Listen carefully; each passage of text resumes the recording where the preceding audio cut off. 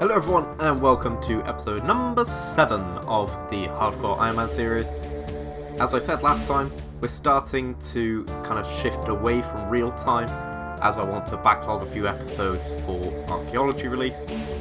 But I can tell you that there is still a fair amount going on in this episode, so not to fear, even though it is a bit shorter than normal. In terms of when these were recorded, this episode was recorded just after they announced the actual date of archaeology release. So when I learned when that was, I decided that I wanted a couple of things before the release. So the first thing on that list was curses. So a lot of the stuff from this episode, the next episode, and then the start of the episode after that are going to be geared towards getting ourselves curses and then doing whatever we can to try and speed up our archaeology gains on release. But enough blab from me. Let's jump into the other blab that is me commentating over some progression. Let's go! We're going to start off this episode by getting ourselves 51 Hunter.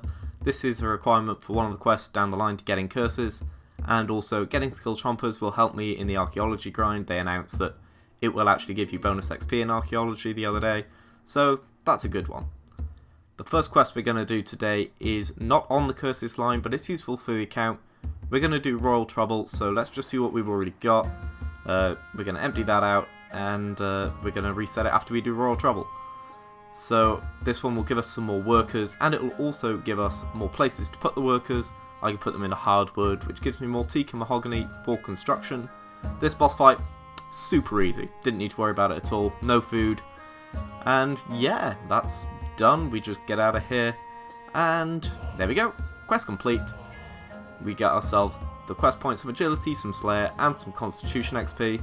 We're going to move about our workers now. We're going to separate them between herbs and hardwood. I'm looking to get through herb lore as fast as I can, and any extra herbs are always going to be useful. Plus I've already spoken about hardwood for construction. Another skill requirement for the road to curses is 66, thieving. To do this I want to unlock save cracking, which needs the last of the Thieves Guild capers. Opening this door will get me to within 15k XP of level 62, which conveniently 15k is exactly how much we get from the feud quest.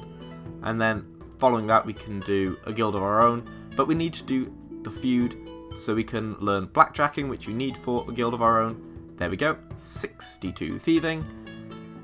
Okay, so off to do a guild of our own caper to unlock the safe cracking, and there we go. Plenty of herb lore, plenty of thieving XP, and in fact we actually level up herb lore. What level's that now? 56 herb lore. Nice. Okay, there we go, 66 thieving. Safe cracking is just so broken for training the skill. As you can see, it's needed for Curse of Arav, which is one of the big quests needed for curses. I did keep training thieving. I want to get to level 90 at some point so I can start player reports. Here's level 67. Safe cracking is a decent source of money anyway, so why not carry on? Now here's something I haven't done in a while. There was a jot, which gets me most of the way to 57 herb lore, and then we just finish it off with cleaning a few herbs. Then it was time for a few more quests. First up we have Fairy Tale Part 2. This area is really showing its age now. This quest came out in 2007 and... oh boy! Okay, there we go. There's the flower. Let's get this back to the Queen. Okay, yeah, okay, just give me my reward. Yep, there we go. Couple of quest points, and we get ourselves some herb lore and some thieving, but most importantly, we get access to that fairy ring network. So yeah, that's really good. If I can get the Tocklezo at some point, that will speed that up again. Next up on the list was Edgar's Ruse. Another one not needed for curses per se, but from what the next quest is, you'll see why I wanted that teleport to Trollheim going forwards. And here it is, helping this useless troll with his love life. Troll Romance, 2 more quest points. Then we're on to the quests that are actually needed for curses. Following Troll Romance, we have Tale of the Muzpa. This was just really quite annoying, actually. Just like, the fire never went into the right place, just... sure, whatever. Taking a bit of break from questing, you'll see in the next few episodes, which will lead up to archaeology, I've got some plans of how to level it up quickly on the Iron Man. Before the release of archaeology, I want smithing as high as possible for a mattock. What you're watching now is me making an absolute ton of signs for the Porter's Fall. This will speed up gathering ores for smithing, and any signs I'll use for archaeology itself because they've said that will work. This little section kind of epitomises why I don't stream a lot of my progression.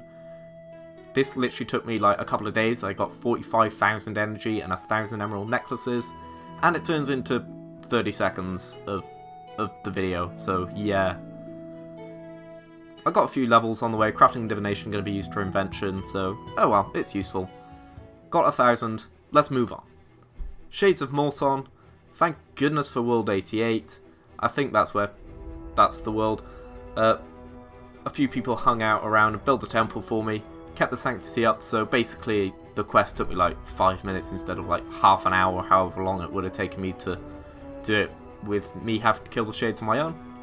Another one of the daily things I've not been doing nearly as regularly as I should have been. These farm things, I should have like 65 farming by now, but no, just 59. The next quest was Icthrin's Little Helper, and those of you who know this quest know what's going to happen now. Yeah, down we go. Let's try that again. Oh yeah. Yeah, I bet you weren't expecting that.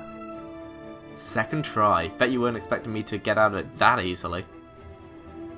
And I mean, aside from that, this quest is pretty simple. I mean, there's really very little to do other than that.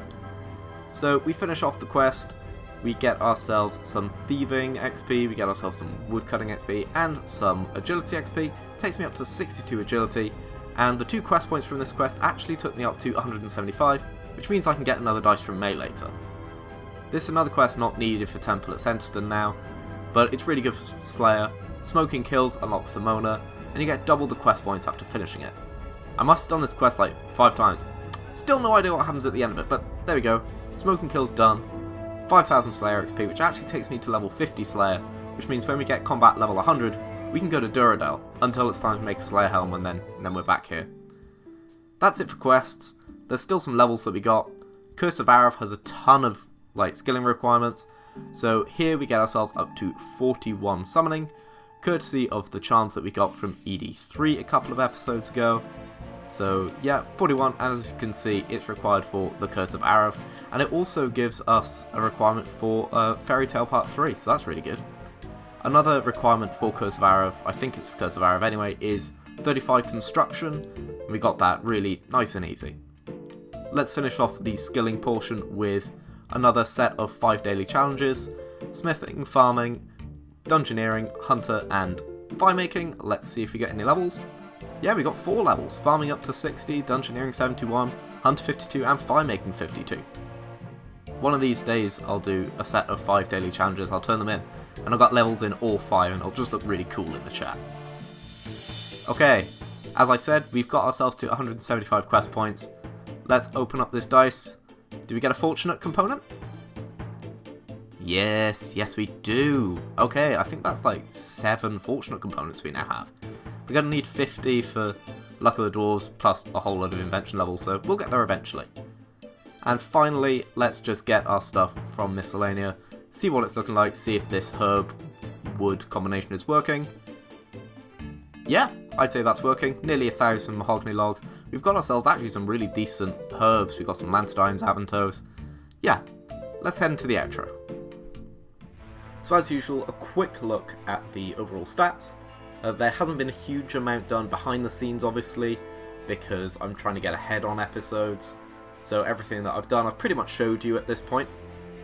The big headline things are, of course, the 176 quest points, starting to get motoring on those.